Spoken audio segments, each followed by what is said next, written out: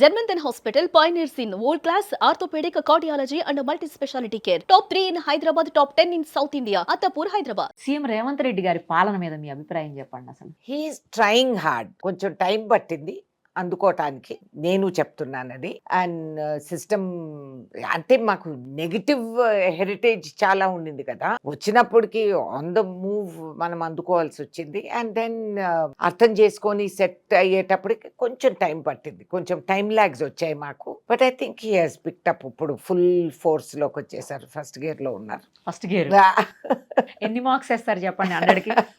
అయింది 2 సంవత్సరాలు, ఇంకా 3 సంవత్సరాలు హాఫ్-ఇయర్లీ ఎగ్జామ్స్ లో మార్క్స్ వేసినట్టు అవే అవ్వలేదు కదా. సరే పీటీలో వేయండి, పీరియాడికల్ టెస్ట్లు ఉంటాయి కదా. He has maxed. ఇప్పుడు చూడండి హౌ మెనీ MOU సైన్ చేసి రాష్ట్రం మేజర్ విజన్ పెట్టుకొని సాధించి పాత నిధులన్నీ మన ఎత్తిన అప్పులు రుద్దినారు ఈ గవర్నమెంట్, బీఆర్ఎస్ గవర్నమెంట్. అవన్నీ కూడా సెటరేట్ చేసుకుంటూ, ఇట్స్ నాట్ ఈజీ, మామూలు కాదు. కృషి చేస్తున్నాడు, కష్టపడుతున్నాడు. కొన్ని ఇటు అటు అవుతాయి, ఏ గవర్నమెంట్ లో అవ్వలేదు అది చెప్పండి, ఇవన్నీ అవుతాయి. But it's all right. He he's found his balance and he's doing his best. Marks వేయలేదు మీరు? ఇప్పుడప్పుడే ఈయన అట్లా ఎగ్జామినర్ గా ముందే బయట పెట్టకూడదు. ఫుల్ హాఫ్-ఇయర్లీ చెప్తా, ఫుల్ అసెస్మెంట్ అన్ని డిపార్ట్మెంట్స్. ఓకే, నెక్స్ట్ ఎట్టి పరిస్థితుల్లో అసలు బీఆర్ఎస్ వస్తుంది, కాంగ్రెస్ నామరూపాలు లేకుండా పోతుంది అని చెప్పి మాట్లాడుతున్నారు. దానికి ఈ డబల్ బీఆర్ఎస్ కదా మాట్లాడింది. ఇట్లా వాళ్ళ కాలువ ఇలా చెప్పి వాగి వాగి వాగే ఈ గోతులోకి దిగారు. ఇంకా పాపం ఇప్పుడు అంతకంటే ఏం చేయగలుగుతారు, ఇవే అనాలి. అంతకంటే వాళ్ళు అంటే ఎవరు నమ్మే వాళ్ళు కూడా లేరు. కాబట్టి ఇలాగే మాట్లాడుకుంటూ పోతారు. పువర్ థింగ్స్, పోన్లే మాట్లాడుకుంది, ఇంకా అంతకంటే ఏం చేస్తారు. They can't do anything. మరి బీజేపీ పరిస్థితి ఏంటి మన రాష్ట్రంలో? ఏమండి, యాజ్ లాంగ్ ఎస్ బీజేపీని కంటైన్ చేయకపోతే ఈ స్టేట్ నాశనం అయిపోతుంది. కాబట్టి బీజేపీ ఎప్పుడు కూడా డివిజివ్ పాలిటిక్స్, వాళ్ళ ఐక్యతతో అందరినీ కలుపుకొని ఇప్పుడు అదిగో వాళ్ళు తనుకొని వస్తున్నారు కదా యూపీలో. అండ్ సో ఇప్పుడు సనాతన ధరంనే వాళ్ళు సంకట పెట్టుకొని తిప్పేస్తున్నారు. కాబట్టి ఇది వాళ్ళ పాపం పండుతా ఉంది ఇక్కడ. They will never be relevant in Telangana. కానీ దిగ్విజయ్ సింగ్ లాంటి ఆయన లాంటి పెద్ద నేత, కాంగ్రెస్లో చాలా పెద్ద నేత దిగ్విజయ్ సింగ్ గారు, మరి ఆయన బీజేపీ తరఫున మాట్లాడడం అనేది మీరు దాన్ని ఎలా? ఐ డోంట్ థింక్ ఆయన బీజేపీ తరఫున మాట్లాడారమ్మా. ఆయన he's been chief minister twice in Madhya Pradesh. ఇది పెద్ద స్టేట్. ఆయన అన్నది ఇంటర్ప్రిటేషన్ తప్పు అవుతుంది కొన్నిసార్లు. ఇదిగో ఈ కాలం రాజకీయాలు ఇట్లున్నాయి కాబట్టి అవగాహన లేకుండా, అర్థం చేసుకోకుండా మాట్లాడే వాళ్ళు కొంతమంది ఉంటారు. నాకు పూర్తిగా ఆయన ఏమన్నారు అనేది కూడా నాకు పూర్తిగా తెలియదు. But I see him as a responsible man. అట్లా బీజేపీ తరఫున మాట్లాడుతున్నారంటే నేను నమ్మలేకపోతున్నా. కానీ న్యూస్ అయితే బయటకు అదే వచ్చింది. మరి ఏదన్నా అనొచ్చు, ఇప్పుడు నన్ను అనొచ్చు. అట్లయితే ఏముంది, నేను ఏదన్నా కేంద్రానికి వెళ్ళి నేనేమో ఎవరితో అన్న మాట్లాడి ఇదిగో అమ్మ బీజేపీతో వెళ్ళిపోతాను. నేను 30-40 ఏళ్ళగా కాంగ్రెస్ పార్లమెంట్లో ఉన్నాను. నాకు వాళ్ళందరూ తెలుసు, పాత పరిచయాలు ఉన్నోళ్ళు ఇంటికి కూడా వస్తారు, నేను వాళ్ళ ఇంటికి వెళ్తూ ఉంటాను. అయినంత మాత్రాన మా గోత్రాలు మారిపోతాయి అనుకుంటే ఎట్లబ్బా, అది అయ్యే పని కాదు. ఓకే, మరి ఇప్పుడు బీజేపీ గురించి కూడా చెప్పారు. మళ్ళీ రాష్ట్రంలో మరోసారి అధికారంలోకి వస్తాం అనుకుంటున్నారా మీరు? రావాలని ఈ పునాదులు వేస్తున్నాం. ఈ ఎక్స్పాన్షన్, ఈ డెవలప్మెంట్, ఈ అవుట్ రీచ్ ప్రోగ్రామ్స్, ఒక స్టాండర్డ్ ఏర్పాటు చేసుకోవటం, ఇవన్నీ చేస్తూ ఉండేది అందుకనే కదా. మళ్ళీ రావాలనే దానికే ఈ పునాదులు వేస్తూ పోతున్నాం. ఇన్ని సంవత్సరాల పవర్లు లేము.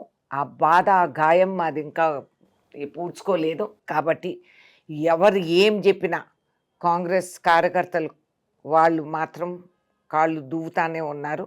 అండ్ వాళ్ళు మేము గెలుస్తాము అనే పూర్తి ధీమా నమ్మకంతోనే మేమందరం కలిసికట్టుగా పనిచేయాలి. ఎస్, కొన్ని డిసప్పాయింట్మెంట్స్ ఉన్నాయి, నాకు కూడా ఉన్నాయి.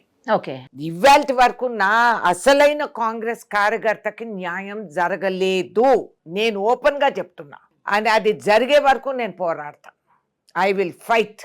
నా వర్కర్స్, నేను నా చుట్టం కోసమో ఎవరి కోసమో నేను అంటలేదు. నా కార్యకర్తలు, దాంట్లో అన్ని కులాలు మతాలు కలిసి మాది ఒకటే ఇది జెండా, 3 రంగుల కాంగ్రెస్ జెండా, ఈ దేశం జెండా. అండ్ దీనికోసం మేము పోరాడుతున్నాము.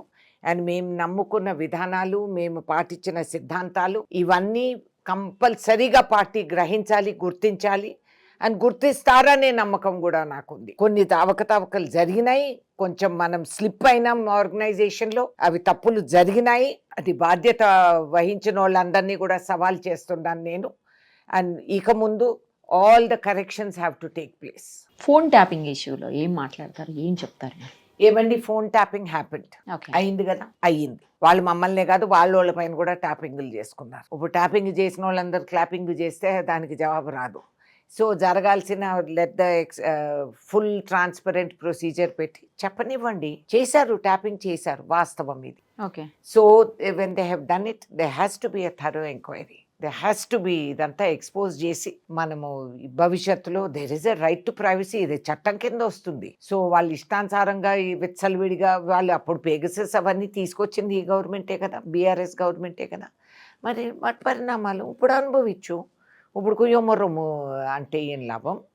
It's okay, face the consequences. Khammam జిల్లాకి సంబంధించినటువంటి ఒక అతి పెద్ద నేత మీరు, బట్ ఎందుకో ఖమ్మం జిల్లాలో ఎక్కడా కూడా మీరు దత్తత తీసుకోలేదు, ఏ నియోజకవర్గాన్ని, ఏ గ్రామాన్ని అని మాట్లాడుతున్నారు కొంతమంది. తర్వాత ఈ మధ్యకాలంలో చాలా సైలెంట్ అయ్యారు రేణుకా చౌదరి గారు, కనబట్టలా వినపట్టలేదు అంటున్నారు. లేదు, అది కరెక్టే, కొంచెం నేను తగ్గాను. ఎందుకంటే న్యాయంగా ఇప్పుడు చెప్పాలంటే ఇప్పుడు ఒక ఎంపీ ఉన్నారు, 7 మంది ఎమ్మెల్యేస్ ఉన్నారు, 3 మంత్రులు ఉన్నారు, చైర్మన్స్ ఉన్నారు 4. మరి ఇంతమంది వాళ్ళందరూ ఉన్నప్పుడు వాళ్ళ బాధ్యత వాళ్ళు వహించాలి. Let them do some work. చేసి నాకు రిజల్ట్ చూపెట్టాలి.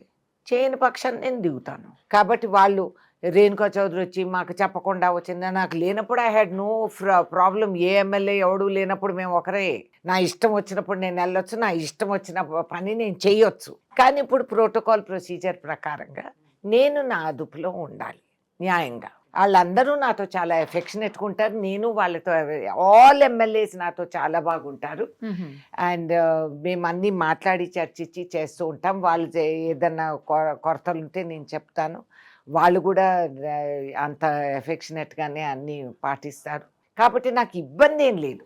వాళ్ళ పాత్ర వాళ్ళు వహించాలి. ఇక నేను ఇంటికి పెద్ద మనిషిగా వెళ్ళి వాళ్ళకి కనిపిస్తూ ఆడబిడ్డను కాబట్టి నాకు ఆ చనువు ఉంది, నేను వెళ్ళొచ్చు, చేయొచ్చు. వాళ్ళది వర్క్లో నేను అడ్డం పడి ఇంటర్ఫియర్ అవ్వటం అంత మంచిది కాదు అనేది నాకు నేను ఏర్పాటు చేసుకున్న ప్రోటోకాల్. మా మిలిటరీ అలవాట్లు పోవు. ఓకే. కాబట్టి వాళ్ళు చేయనివ్వండి. 3 మంత్రులు ఉన్నారు, కానీ కార్యకర్తల్లో కొంతమందిలో కొన్ని ఏరియాల్లో ఇంకా నెగ్లెక్ట్ ఉంది. అది నేను పూడ్చుకుంటూ తిరుగుతున్నాను. అవసరం వచ్చినప్పుడు నేను అక్కడే ఉంటాను. ఏ అర్ధరాత్రి వేళ ఇప్పటికి కూడా వాళ్ళు ఫోన్లు చేస్తుంటారు, నాకు చెప్తుంటారు, నేను వెళ్తూ ఉంటాను. బీఆర్ఎస్ పార్టీ నుంచి బయటకు వచ్చేసారు కవిత గారు, వచ్చేసి సొంత పార్టీ ఏదో పెడతానంటున్నారు, చాలా ఎలిగేషన్స్ చేస్తున్నారు పార్టీ మీద, ఈవెన్ వాళ్ళ బ్రదర్తో సహా అందరి మీద, హరీష్ రావు గారితో సహా అందరి మీద. సో దీని మీద మీ స్పందన చెప్పండి. ఒకటి, ఐ అడ్మైర్ కవిత దట్ ఒక మహిళగా తెగించి కదం తొక్కుతా ఉందనేది చూసి ఐ అడ్మైర్ దట్. ఎందుకంటే ఇట్స్ నాట్ ఈజీ. రాజకీయాల్లో నువ్వు ఎవరు కూతురునన్నా కానీ, మిగతా రాజకీయ నాయకులు కూతుర్లు ఉన్నారు, అందరు కాంప్రమైజుల్లో నడుస్తున్నారు, అది వేరే మాట. But she was able to take that stand. ఆ స్టాండ్ తీసుకొని యాక్ట్ అని చెప్పి పక్కకు వచ్చి చేస్తా ఉంది. ఓకే, అంతవరకు ఐ అప్రిషియేట్. కానీ ఇప్పుడు ఆమె చెప్పేవన్నీ మరి పార్టీలో ఉన్నప్పుడు అవన్నీ జరిగినటివి కదా. నిజంగానే ప్రజల కోసం నువ్వు పోరాడుతూ ఉంటే అప్పుడే నీ కంఠం లేపాల్సింది. నేను పార్టీలో ఉన్నా, కాంగ్రెస్ పార్టీలో, కానీ మాకు జరిగే తప్పుల్ని నేను ఒప్పుకుంటా, నేను అంటా, నిలేస్తా, సవాల్ చేస్తా, క్రిటిసైజ్ చేస్తా. ఇప్పుడు మీ ఇంటర్వ్యూలోనే నేను చెప్పా కొన్ని తప్పులు జరిగాయి, కాదని అంటలేదు, సరి చేసుకోవాలి. కానీ ఇప్పుడు మాట్లాడకుండా నేను రేపు పార్టీ నుంచి బయటకు వెళ్తే అప్పుడు నేను ఇవన్నీ అంటే నన్ను నమ్మే ప్రజలు ఎవరు ఉండరు, నా మీదే నిందలు మోపుతారు. అనుమానం అనేది, క్రెడిబిలిటీ అనేది ఒకటి పెట్టుకోవాలి. అసలే ఆడవాళ్ళకి ఇంత ఇబ్బంది, కష్టం. కాబట్టి ఇప్పుడు I should be able to stand అనేది. So I wish Kavitha all the very best. నీ పోరాటంలో ఐఎమ్ మానసికంగా with you, because I admire, I appreciate. నువ్వు ఆ గట్స్ ఉంచుకొని నువ్వు తెంచుకొని బయటకు వచ్చావు, వెరీ గుడ్. కానీ డెవలప్ యువర్ క్రెడిబిలిటీ. ఇప్పుడు మనం ఏమన్నా కూడా మరి అప్పుడు ఎందుకు అనలేదనేది ప్రతి ఒక్కరూ సవాల్ చేస్తారు.